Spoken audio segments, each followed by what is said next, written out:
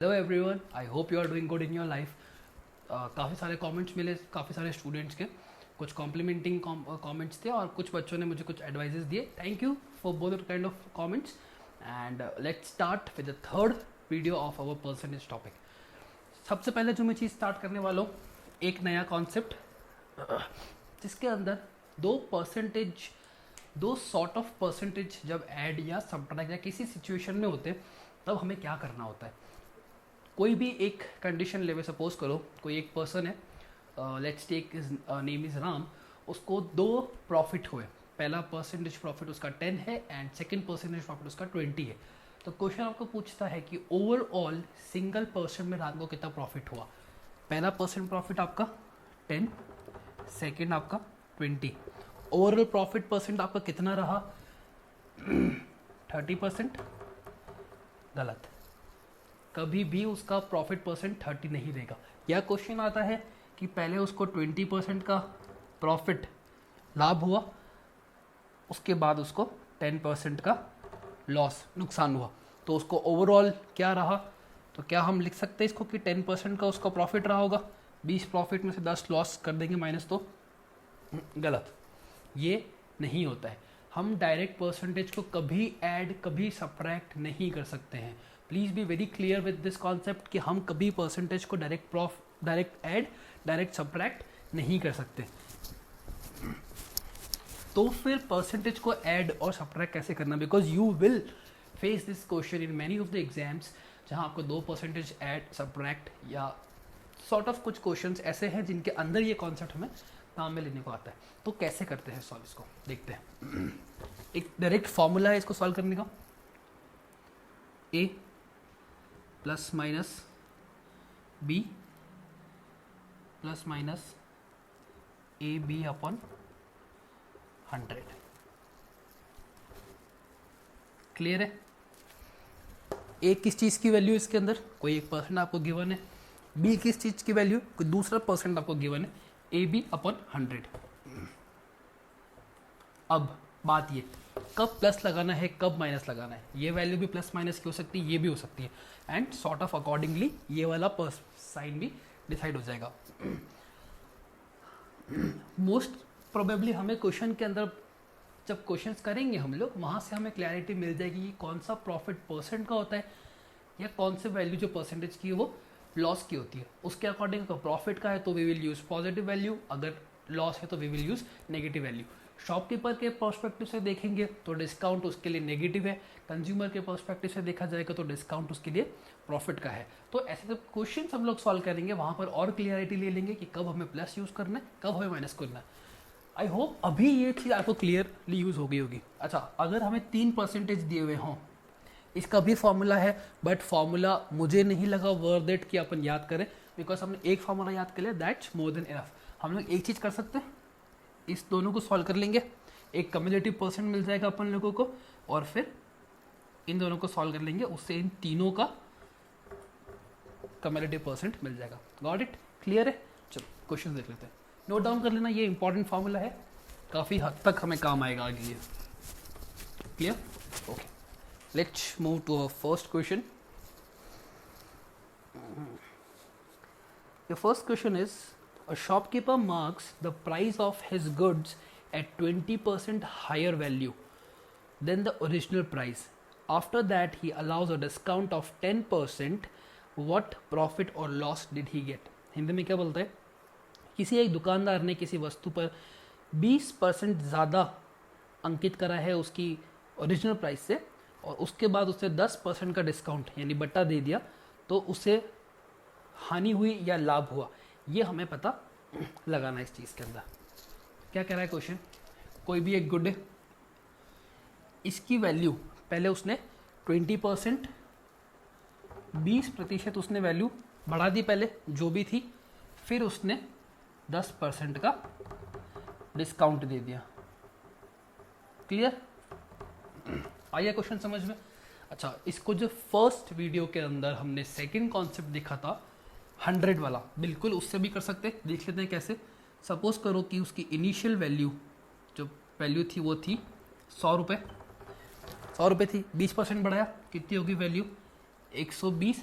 120 पे 10% का डिस्काउंट दे दिया, चाहे तो 10 लिखें चाहे 90 लिखें। ये 90 क्यों लिखा मैंने, ये मैं आपको पहले करा चुका हूँ। जो भी आंसर है वो अपना उसका एक्चुअल हो गया। बट अभी हमें इसको सॉल्व करना है, हमारे जो जो क्वेश्चन हमने सीखा था, जो कॉन्सेप्ट हमने सीखा था, सॉरी, उसके फॉर्मूले से हमें करना है। ये वैल्यू 20% शॉपकीपर ने उसकी प्राइस बढ़ा दी, यानी शॉपकीपर के नज़रिए से, शॉपकीपर के पर्सपेक्टिव से ये उसको फ़ायदा हुआ। 10% उसने वैल्यू कम कर दी, ये उसको नुकसान हुआ। क्लियर है? इसको ए मान लेते हैं, इसको बी मान लेते हैं। क्लियरली ये बात पता चल गई अपन लोगों को कि बी माइनस की वैल्यू होने वाली। क्या फॉर्मूला था अपना, A plus minus B plus minus A B upon 100। Values place कर देते। ए की वैल्यू कितनी है 20, साइन किसका आएगा माइनस का, क्यों, क्योंकि ये डिस्काउंट है, बट्टा शॉपकीपर को नुकसान हुआ है, घाटा हुआ है, उसने डिस्काउंट दिया है 10, प्लस ए बी, साइन किसका आएगा माइनस का, plus minus minus minus. Clear? 8%। अब प्लस का 8 है, मतलब ये उसका लाभ की वैल्यू है, प्रॉफिट। और ये अगर माइनस का आया होता तो उसको नुकसान होता। क्लियर है? कोई टफ चीज़ नहीं है, आ गया समझ में? चलो, ये क्वेश्चन इंडिविजुअली यही क्वेश्चन भी एग्जाम में आता है, प्लस दूसरे क्वेश्चंस के अंदर भी इस क्वेश्चन का यूज आता है। हम देख लेंगे जैसे जैसे क्वेश्चंस आगे सामने आते जाएंगे। चले नेक्स्ट क्वेश्चन देखते हैं अपना, which says a shopkeeper marks the price at 15% higher than the original price due to the increase in demand he further increases the price by 10%, find his profit. Hindi में क्या कहता है, किसी एक दुकानदार ने किसी एक वस्तु की कीमत पहले 15% बढ़ा दी, फिर डिमांड बढ़ने की वजह से उसने 10% और बढ़ा दिया, उसका टोटल प्रॉफिट कितना हुआ? कितना बढ़ाया पहले, सिंपल क्वेश्चन है, 15%, फिर 10% और बढ़ा दिया, टोटल 35 मत लिख देना, गलत हो जाएगा। अपना फॉर्मूला ए और बी। अब यहाँ पता लगाने की चीज़ सिर्फ इतनी है कि साइन क्या रहेगा, ये भी प्रॉफिट का, ये भी प्रॉफिट का, दुकानदार के हिसाब से दोनों चीज़ें प्लस की हो गई, कोई दिक्कत नहीं है, अपने फॉर्मूले में पुट कर देते हैं।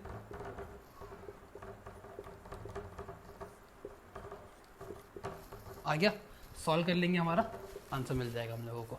प्लस का ही आने वाला है आंसर, तो प्रॉफिट की चीज़ माइनस का आता तो नेगेटिव होता। क्लियर है?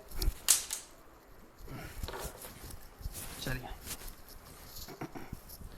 देखते हैं अपना नेक्स्ट क्वेश्चन क्या कहता है। आपका next question, okay, your next question is the tax on a commodity is diminished by 20% and its consumption increases by 15%, find the effect on revenue। Hindi में क्या बोल रहा है, किसी एक चीज़ के ऊपर 20% टैक्स कम कर दिया गया ताकि इसके कंजप्शन में, इसकी बिक्री में या खपत में 15% की वृद्धि हुई है, तो रेवेन्यू पे क्या असर पड़ा।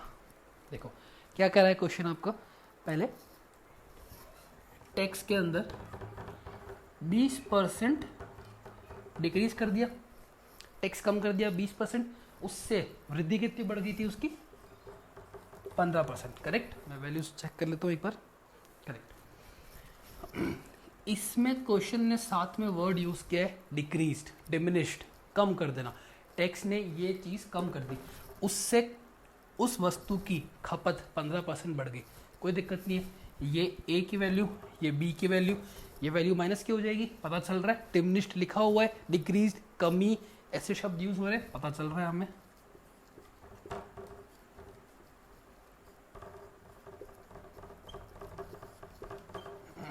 सॉल्व कर लेंगे।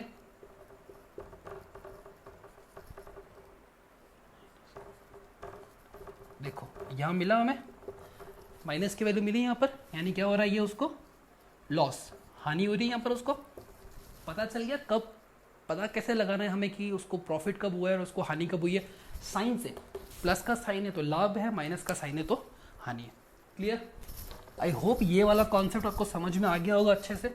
इसको ज़रूर ध्यान में रखिएगा, नोट डाउन करिएगा, ये बहुत इंपॉर्टेंट कॉन्सेप्ट है। देखते हैं अगला क्वेश्चन अपना क्या कहता है। Okay, your next question is in an examination a candidate must get 80% marks to pass. If a candidate who gets 210 marks fails by 50 marks, find the maximum marks. Hindi में देखते हैं, किसी एक परीक्षा के अंदर किसी एक विद्यार्थी को पास होने के लिए 80% मार्क्स की ज़रूरत है. अगर वो 210 नंबर लाकर 50 नंबर से फेल होता है तो मैक्सिमम मार्क्स कितने थे. ठीक है, कोई दिक्कत नहीं है. ये आपका एक नया कॉन्सेप्ट है, आपको समझना है मार्क्स के ऊपर. क्या कह रहा है क्वेश्चन आपका, पहले क्वेश्चन समझ में आ गया. कोई एक एग्जाम के अंदर उत्तीर्ण होने के लिए, पास होने के लिए 80% की ज़रूरत है. कोई एक बच्चा है वो 210 नंबर लेकर आया और 50 नंबर से फेल हुआ, तो पूरा पेपर कितने नंबर का था. क्लियर. चलो, पास होने के लिए कितना चाहिए, 80%. क्लियर. कितने मार्क्स वो लेकर आया, 210. अब समझना कितने मार्क्स से वो फेल हुआ है, 50 नंबर से. तो 210 वो नंबर लेकर आया, 50 नंबर से फेल हो गया, तो मैं 210 में अगर 50 जोड़ दूंगा तो बच्चा वो पास हो जाएगा बिल्कुल बॉर्डर पे. यानी कि 260 नंबर पासिंग मार्क्स थे. परसेंटेज में पासिंग मार्क्स कितने हैं, 80, और मार्क्स में कितने हैं, 260. यानी कि क्लियरली हमें 80 की वैल्यू कितनी दी हुई है, 260. आ गया समझ में. तो ये तो हमने पहले किया हुआ ही है, कॉन्सेप्ट समझा हुआ है पुरानी वीडियोस के अंदर. 260 की वैल्यू थी 80 डिवाइड बाय 80, और किसकी वैल्यू चाहिए हमें, टोटल मार्क्स कितने नंबर का पेपर था, तो 100 नंबर का पेपर था मान लेते. मिल गया बोलेगा वो, कोई दिक्कत नहीं है. बस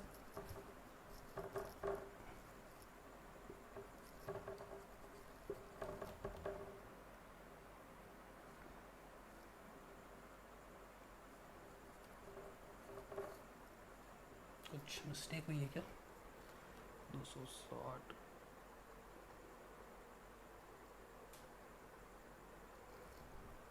ओके, ये इसको हम लोग सॉल्व कर लेंगे, हमें आंसर मिल जाएगा. स्टूडेंट, कैलकुलेशन मिस्टेक से ज़्यादा ध्यान नहीं देना है वीडियोस के अंदर, because you might get to see calculation mistake. We have to focus on our concept. Got it. ये क्वेश्चन आ गया क्लियर. एक ऐसा ही क्वेश्चन है, इसे थोड़ा सा ऊपर एडवांस क्वेश्चन है, उसको देख लेते हैं, उसमें और क्लैरिटी मिल जाएगी हमें.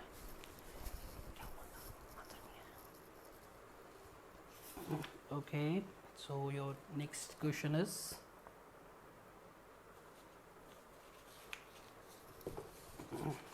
just a second. Okay, a candidate scores 25% and fails by 30 marks, while another candidate who scores 50% marks gets 20 marks more than the minimum required marks to pass the examination. Find the maximum marks of the examination. Hindi में देखिए, किसी एक विद्यार्थी 25% candidate 25% fails, 25% marks वो प्राप्त करता है और 30 नंबर से फेल हो जाता है, जबकि दूसरा एक बच्चा है वो 50% मार्क्स लाता है और 20 नंबर ज़्यादा लाता है उत्तीर्ण होने के पासिंग मार्क्स से. तो टोटल मार्क्स हमें पता लगाने कितने के होते हैं. चलो, कितने बच्चे, 2 बच्चे, पहला और दूसरा. ये लेकर आया टोटल 25% मार्क्स, ये लाया 50% मार्क्स. ठीक है, ये बच्चा आपका फेल होता है 30 मार्क्स से, शॉर्ट पड़ गए इसके 30 नंबर ना, और ये ज़्यादा लेकर आया 20 नंबर. ठीक है, ये बात आ गई आपके समझ में. अभी तक क्या लिखा है मैंने बोर्ड पे, अपन मान लेते हैं कि ये है आपकी पासिंग लाइन. क्लियर. यहाँ तक पहुँचने की दौड़ थी. ये बच्चा टोटल लाया 25%, 30 नंबर से रह गया. ये लाया 50 नंबर और 20 नंबर आगे निकल गया. ठीक है, अब क्या कर सकते हैं, ये 25 लाया, ये 50 लाया, कितना गैप है दोनों के बीच में, डिफरेंस कितना है, 25 का. क्लियर. इन दोनों के बीच में डिफरेंस कितना है, 10 का मत बोलना, क्योंकि ये लाइन से इधर 30 है और लाइन से ये उधर 20 है. टोटल 50 नंबर का अंतर है. यानी कि 25% की वैल्यू आपको 50 दी हुई है. क्लियर है. बस अब तो कोई दिक्कत ही नहीं है, यहाँ पहुँच गए. हमें वैल्यू कितनी चाहिए, टोटल मार्क्स की, कितने नंबर का एग्जाम था,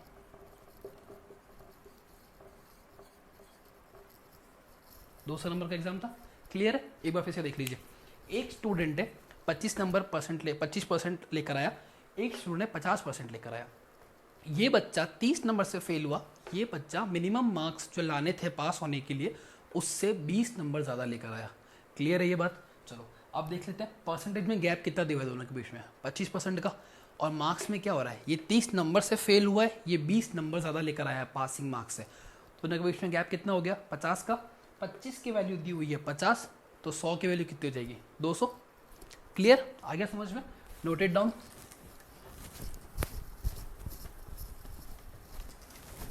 चलिए देखें अगला क्वेश्चन आपका क्या बोलते हैं।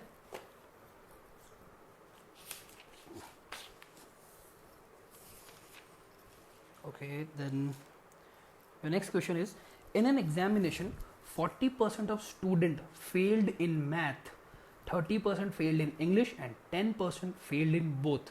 Find the percentage of student who passed in both the subjects. ये क्वेश्चन कैट के स्टूडेंट्स हुए या फिर बैंकिंग जो सेक्टर में एग्जाम दे उनके एग्जाम्स में काफ़ी फेस करने को मिलता है। हिंदी में क्या कह रहा है क्वेश्चन देख लेते हैं। किसी एक परीक्षा के अंदर गणित में फेल होने वाले बच्चों की संख्या थी 40%, इंग्लिश में फेल होने वालों की संख्या थी 30% और दोनों में फेल होने वालों की संख्या थी 10%। तो कितने बच्चे थे जो दोनों सब्जेक्ट में उत्तीर्ण हुए? देख लेते क्वेश्चन एक बार। देखिए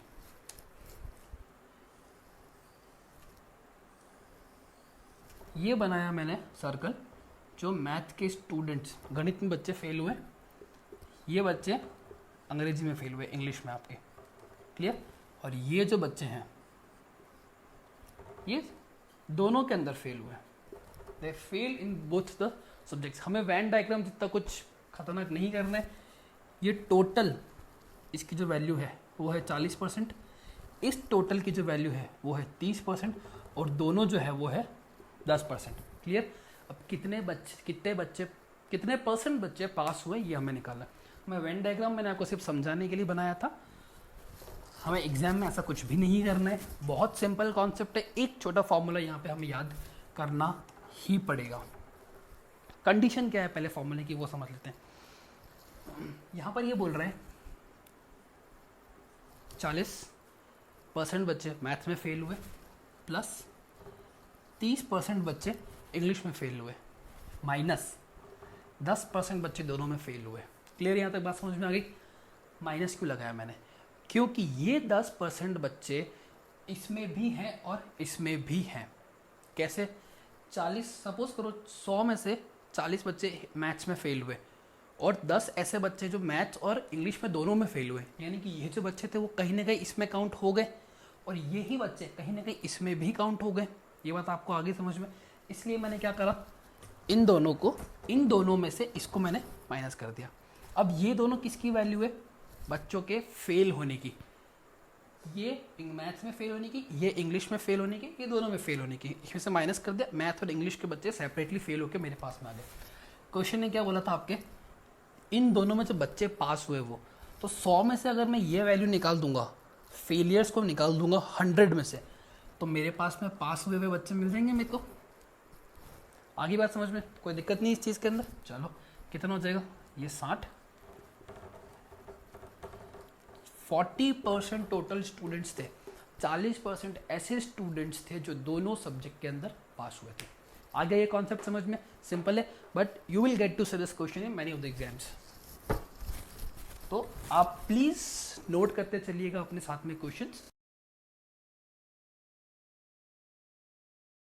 question 40 liter of mixture of milk and water contain 10% of water.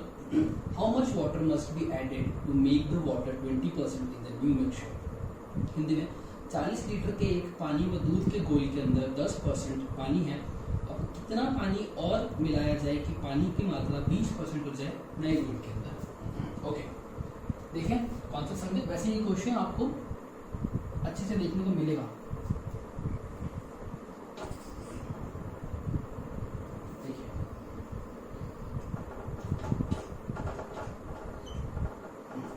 ये एक गोल है, इसमें 40 लीटर इसकी मात्रा है। इस 40 लीटर के अंदर 10% क्या है, पानी, दूध और वाटर, और 90% क्या होगा, दूध। क्लियर बात है ये, कोई दिक्कत नहीं इस चीज़ के अंदर। चलो अब ये हमें जो वैल्यू दी हुई है ये परसेंटेज के अंदर दी हुई है, हम इसको लीटर में निकाल सकते हैं। 40 लीटर का 10% है पानी, यानी कि कितना लीटर हुआ 4 लीटर, ये कितना हो जाएगा 90%, 36 लीटर। क्लियर है, यहाँ पे कोई दिक्कत है यहाँ तक समझने में। चलो आगे हम लोग क्वेश्चन कैसे करना है देखते हैं। तो हमें ये पता था कि 4 लीटर तो है हमारा पानी और 36 लीटर है हमारे पास दूध। अब आपका क्वेश्चन कहता है कि मुझे पानी कितना मिलाना है इसके अंदर, और तो मैं मिला देता हूँ एक्स पानी। दूध मिलाना है घटाना है कुछ करना है नहीं करना है, क्वेश्चन में से कुछ भी नहीं दिया हुआ हमें। इधर क्या आएगा, इसकी मात्रा कितनी चाहिए वैल्यू में 20, और यहाँ कितना चाहिए 100, नहीं 100 करेंगे तो गलत हो जाएगा। सीधा सा कॉन्सेप्ट है समझने के लिए, ये किस चीज़ की वैल्यू है, पानी की वैल्यू, तो पानी का लिख दिया। ये चीज़ किस चीज़ की वैल्यू, दूध की वैल्यू, तो 100 लिखेंगे तो 100 आपकी वैल्यू हो जाएगी पूरे गोल की, पूरे मिक्सचर की, जो कि इसके सामने मिक्सचर की वैल्यू नहीं लिखी है हमने, ये दूध की वैल्यू लिखी है। तो अगर 80 पानी होगा तो दूध कितना होगा, सॉरी 20 अगर पानी होगा तो दूध कितना होगा 80। क्या दिक्कत है इसके अंदर, अगर मैं यहाँ पे 100 लिख दूंगा तो मुझे यहाँ पर 36 + 4 + x लिखना होगा, तो वो 100 की वैल्यू होगी। ये गलती एग्जाम में अक्सर हो जाती है, इन चीजों से हमें बचना है। सॉल्व कर लेते हैं हम लोग।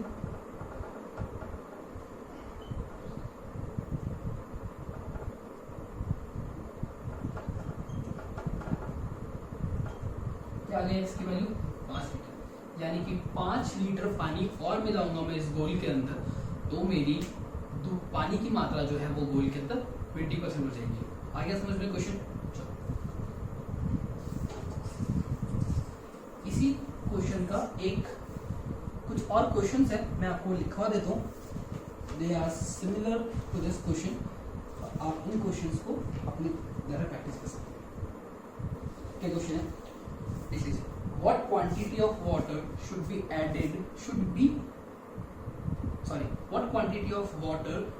added to reduce 9 liter of 50% acidic liquid to 30% acidic liquid। Hindi में समझिए कि मुझे एक क्वांटिटी में कितना पानी मिलाना चाहिए कि 9 लीटर वाले के अंदर, 9 लीटर के गोल के अंदर 50% एसिडिक लिक्विड है, वो घटकर 30% एसिडिक लिक्विड हो जाएगा। आगे समझ में, मैं क्वेश्चन आपके लिए लिख देता हूँ।